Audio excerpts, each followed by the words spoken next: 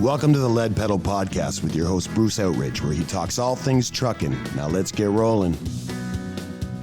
Hey everybody, how we doing today? Welcome to another edition of the Lead Pedal Podcast. This is your host, Bruce Outridge. This is episode number 1179. We're going to kind of piggyback onto our last episode today. We're going to talk about setting up your business if you're planning on being an owner or operator.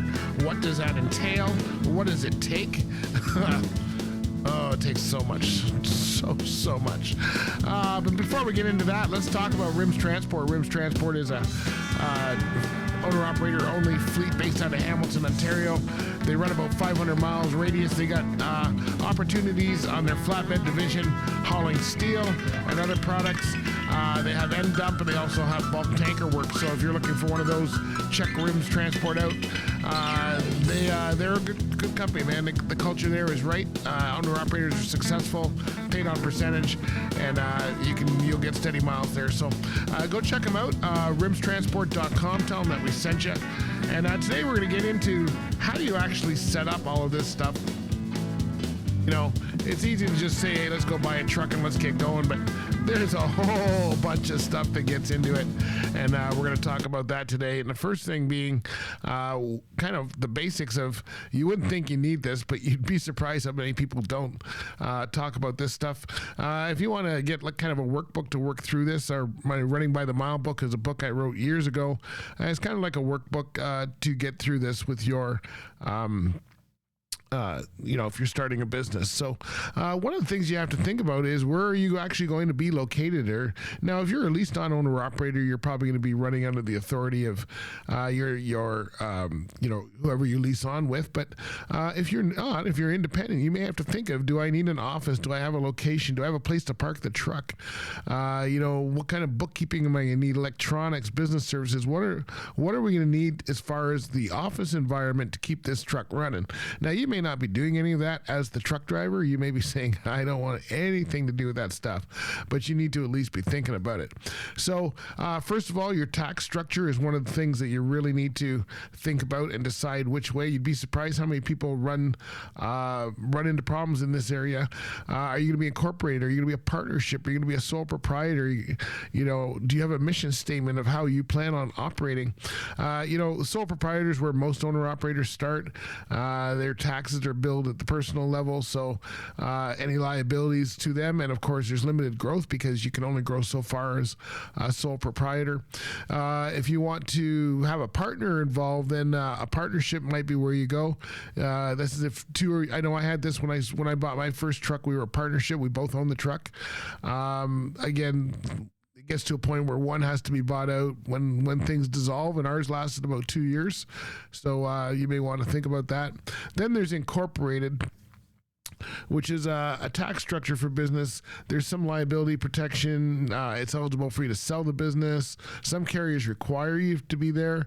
Better about borrowing power. Borrowing power, and you can have employees, your personal assets are protected, those kind of things. So you certainly be talking with either a lawyer or an accountant about all of these. Again, the information here today is just general in nature, so make sure that you talk to an accountant about your situation, or a lawyer. You'll probably need a lawyer to get incorporated. And then who's going to be on your team? You think about all this stuff, and if you're running 70 hours a week, well, who do you need on your team as far as owning a business? Well, first of all, you're probably going to need a good accountant. Okay, you need somebody who's a good accountant.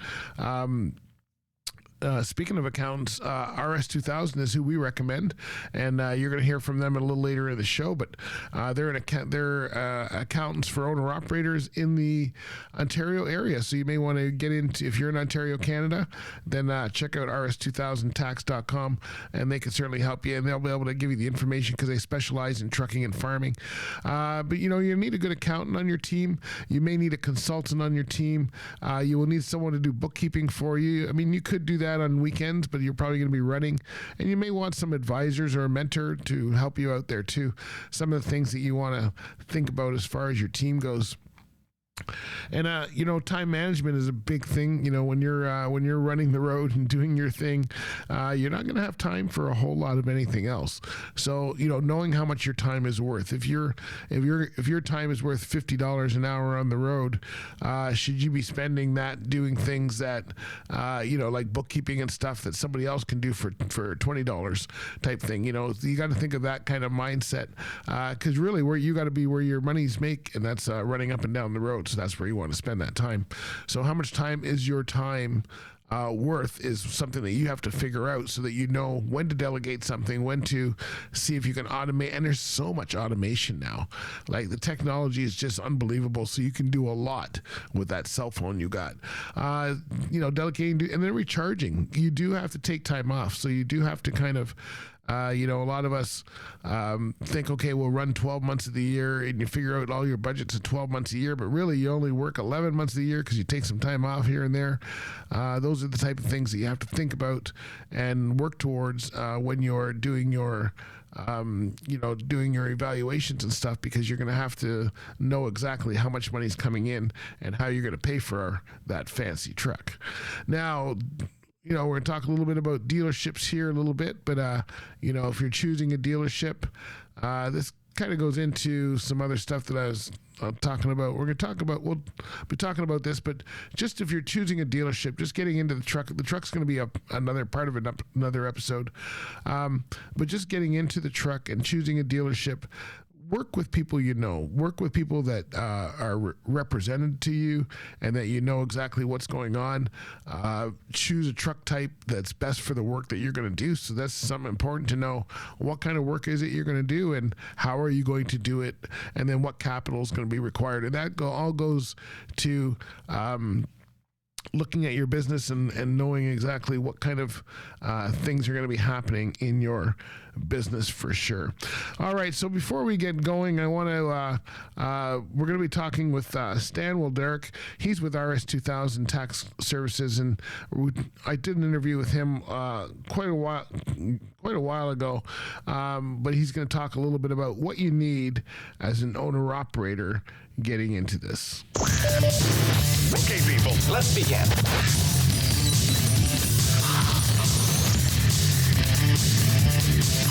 Head over to Facebook now and hit the like button. Be sure to share the podcast on your favorite social media channels. Welcome to the Lead Pedal Podcast. Your host, Bruce Outridge, where he talks all things trucking. Now let's get rolling.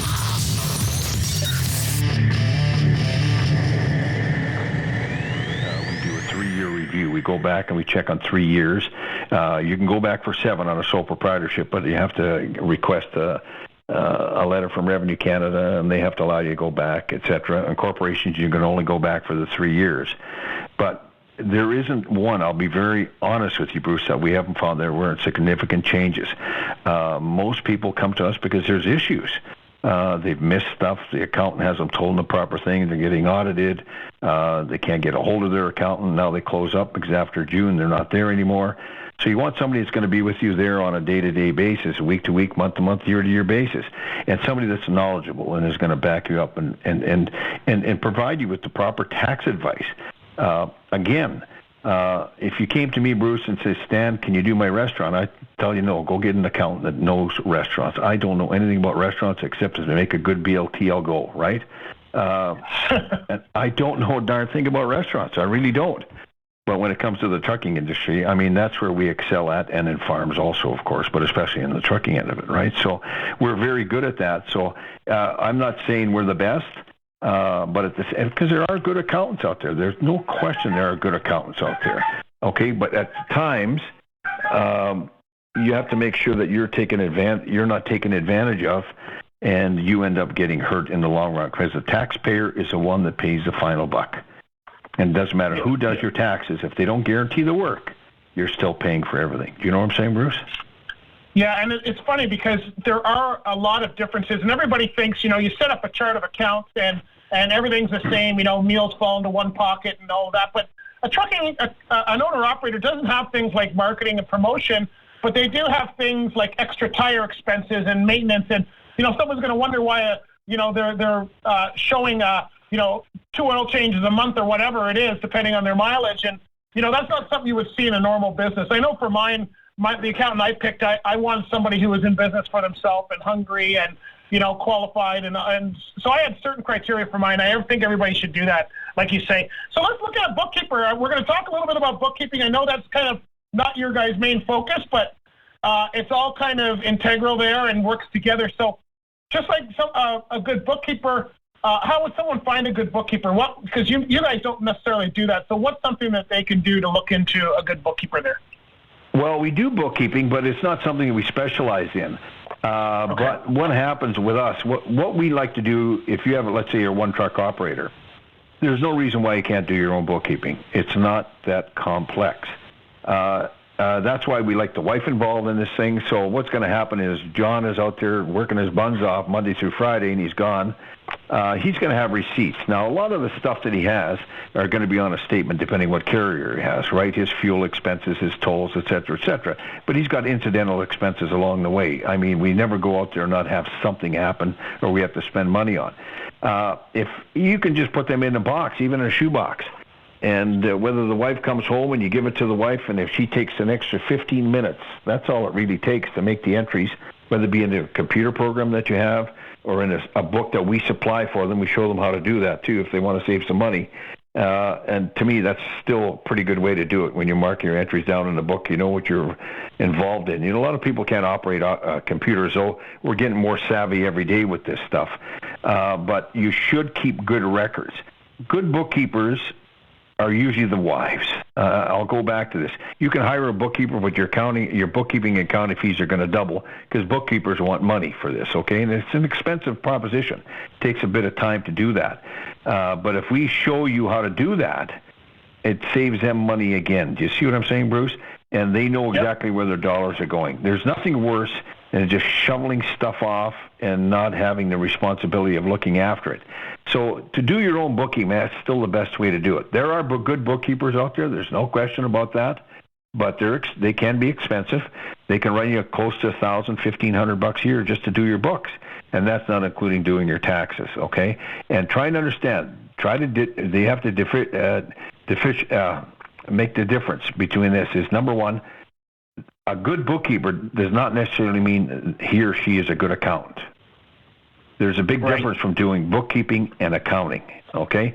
Bookkeeping is making entries. That's basically what it is, okay? Accounting is now taking all those entries and doing something with them. So there is a big difference between bookkeeping and accounting. We do both, of course. We have a lot of our clients want to come in and we visit with them on a quarterly basis. If they do their HST quarterly, we get it done for them. We file our HST for them. We make sure the books are up to date, meet legal standards, et cetera, and that's the best way to do it. But if we can teach the wife to do the bookkeeping, we just save themselves another ton of money, another $1,000, $1,500 a year. And if it only takes 15 minutes a week, is it worth it? Absolutely. Absolutely. Yeah. But you should look for a person that understands everything, right? All right, there you go. A little tip from RS2000 Stan there about bookkeeping and taxes. And I got to echo what he says there. That's something you really have to worry about and watch. Hey, you know what? Before I do that, let me tell you about CAT Transport. CAT Transport has a ton of benefits. In 2023, they were a best managed fleet. And they have things like a pet policy. They have multiple terminals throughout North America so that you can stay wherever you want, and they've got lots of loads, lots of miles. They pay well. Their trucks are green energy, all kinds of stuff. So you want to check them out. Go to cat.ca, click on their careers tab, and it'll give you all the information you need on what's available right now. And you don't have to speak French. If you speak any language, they love to see it. All right, there you go. cat.ca for sure. And let me tell you also, I'm sure you know it's coming up here. And if you're the one looking for a job, then the Trucking Network is where you want to go. Whether you're an owner-operator just checking out what's out there on the circuit, or whether you're a new driver looking for a job, the Trucking Network's having their Trucking Network their spring seminar, which is a job fair. Sorry, they're having that in March 2nd. It's going to be at the Pearson Convention Centre. It's their mega job fair, and you can go to the Trucking Network events.ca to register for that. They give away cash prizes. They usually give away about a couple $1,000s throughout the day for people that are registered. So that's why you want to register, because then you can get into the cash prizes. All right, so go check them out. Trucking Network events.ca. March 2nd is the next one in Brampton, Ontario, at the Pearson Convention Centre, and we'll be there. So make sure you come and check that out. All right, hopefully that was some good information for you. Hopefully you got what you needed there, and you can follow us on our socials: Instagram, Facebook, Twitter, TikTok, X, YouTube. Oh, you know where we are. All right, my friends. Talk to you later. Thanks for listening. Be good out there, and we'll talk to you next time. Good luck if you're going to be an owner-operator. Do it properly. You may want to get my book, Running by the Mile. I'll put the link in the show notes for you. All right, my friends. Talk to you later. This has been another episode of the Lead Pedal Podcast. For more information or to subscribe to the podcast, visit theleadpedalpodcast.com and be sure to follow the podcast on Facebook and Twitter.